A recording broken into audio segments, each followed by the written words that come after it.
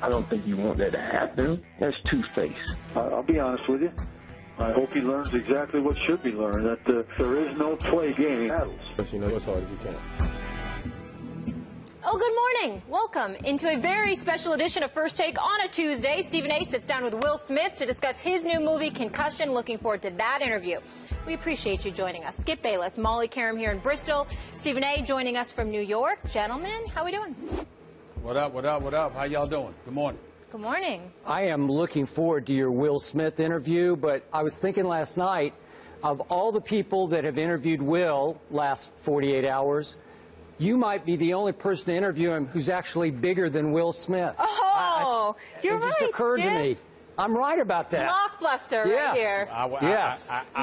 You know what? Come talk to me when I get $20 million for doing this show, like he gets $20 million per film. Come talk to me then. From what I read, I think it might be in that ballpark. Right? Yeah. I heard Will was nervous. Once again, erroneous information. You can't believe what you read? Yeah. You can't believe what you read. We have an even bigger story than the movie Concussion, though, that we need to get into right now. Odell Beckham Jr. has been suspended one game for his conduct in Sunday's loss to the Panthers. One Giant source told ESPN's Ian O'Connor the receiver was unnerved by the fact that one Panther carried a baseball bat onto the field during warm-ups, a bat that found its way into quarterback Josh Norman's hand. The source also said that Giants players overheard Carolina players direct at least 2 gay slurs at Beckham, setting the confrontation tone there. Panthers corner B'nai Ben-Wickery, who's out for the season, tweeted the following about the bat. Coaches and players in every sport use objects as symbols of motivation. The bat is a symbol. Stephen A., now that more details have been released regarding this situation, do you have any sympathy for Beckham? Well, I wouldn't go as far as sympathy because, again, I believe that the suspension was a complete byproduct of the hit, the helmet-to-helmet hit that Odell Beckham Jr. laid on Josh Norman, essentially just really going head hunting, and that's really what it comes down to for me. Anything else that transpired, as far as I'm concerned, is all a part of the game, a lot of trash talking that was going on, et cetera, et cetera. And I will tell you, in fairness to Odell Beckham Jr., I have not spoken to him. I don't know him.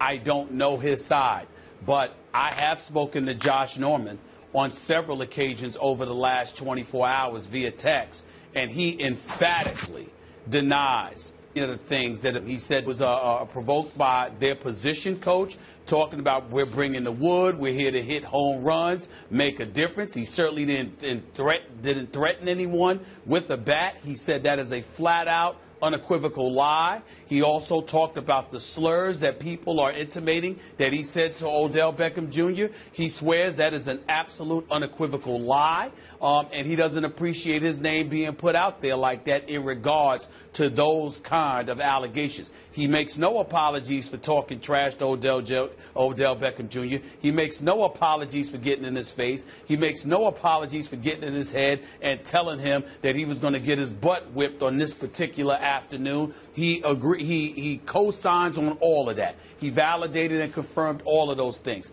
But he said that he never said those things, and he certainly never threatened him with the bat. So with that being said, what we have is a situation where we have to go by what we have seen.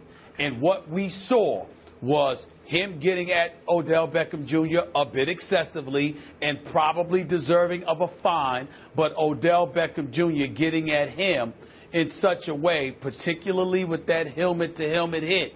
There's no excuse for that. That was excessive. Everybody with 2 eyes that saw that would agree that you have no business doing that on a football field in this day and age. There's no way around that. That doesn't mean that we're denigrating or condemning Odell Beckham Jr., the person. We're certainly not going to get into the nonsense that's been spewed about him on a personal level, because that's excessive and, quite frankly, none of our business. What is our business is what we saw on the football field and getting to the bottom as to why that happened.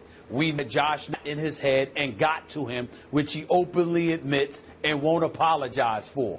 But he did say, I never threatened him with a bat. Nobody would do something like that. That's just ignorant. And he certainly denied that he went at him with any kind of slurs or anything of that nature. It was just football. They were talking trash. Odell Beckham Jr. took it personally as far as Josh Norman is concerned, and what happened, happened.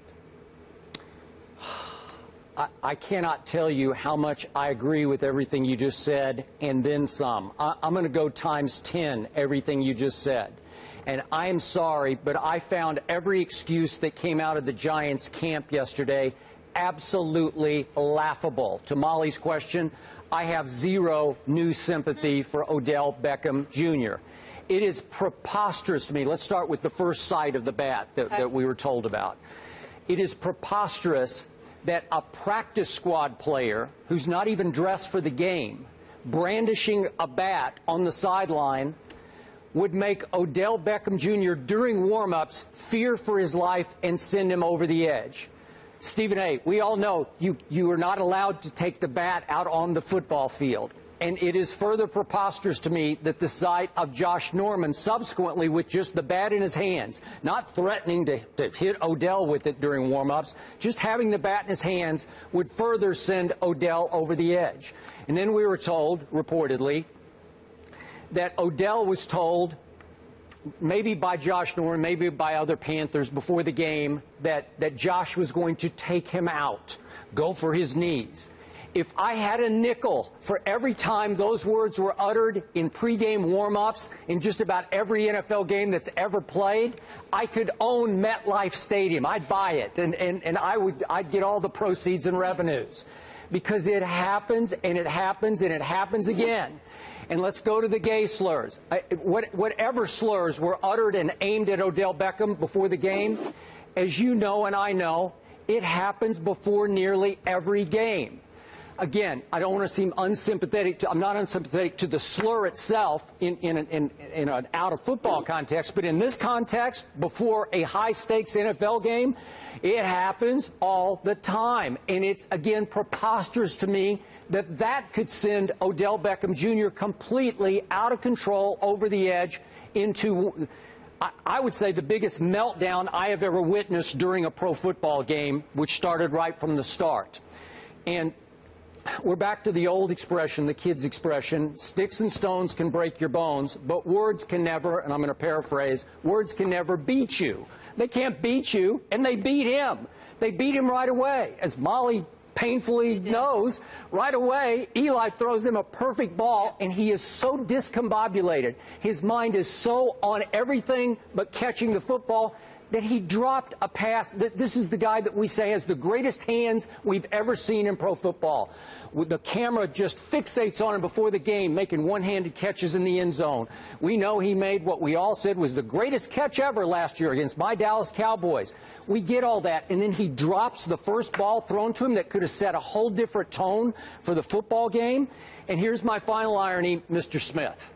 I have been told repeatedly that Odell Beckham Jr. just might be the best trash talker in all of pro football,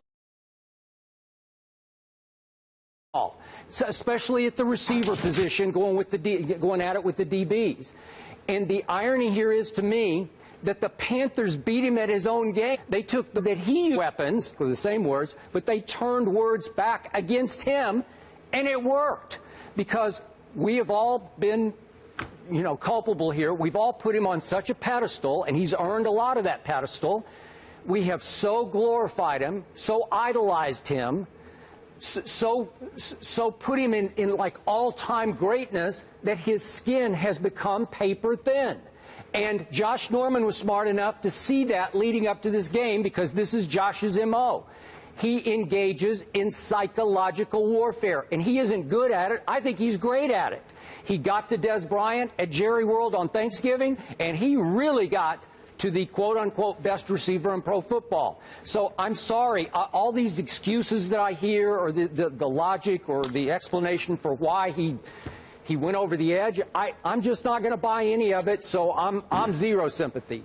Well, I will say this to you, Skip Bayless, and I totally agree where you're coming from, but I think it's important to not jump off the subject but veer a little left and understand that we're not really calling Odell Beckham Jr. out because he's not the one who's verbally making all of these excuses. It's a whole bunch of people speaking for him, whether it's teammates, whether it's analysts on the air. And that was one of the things that with all the analysts, and I'm not going to get into any names because there's too many to go across, but with as much profound respect as I have for them, everybody's missing the big picture to me.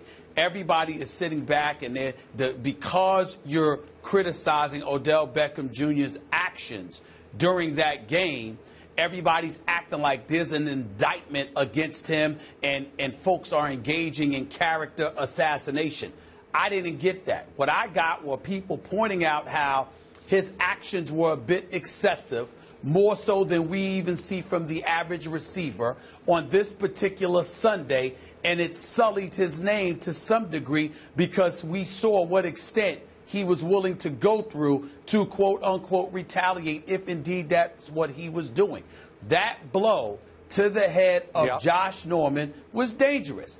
That blow to the head of Josh Norman left us sitting here shocked that Josh Norman was on the airwaves talking about it, not just post-game, but after, not just yesterday, rather, but also immediately following the post-game because folks were wondering how in God's name was he not concussed. So you're highlighting the actions by Odell Beckham Jr. and saying you simply can't do that. Now we listen to folks talk about him. This is not a bad kid. This kid is this kid is that. That ain't the point.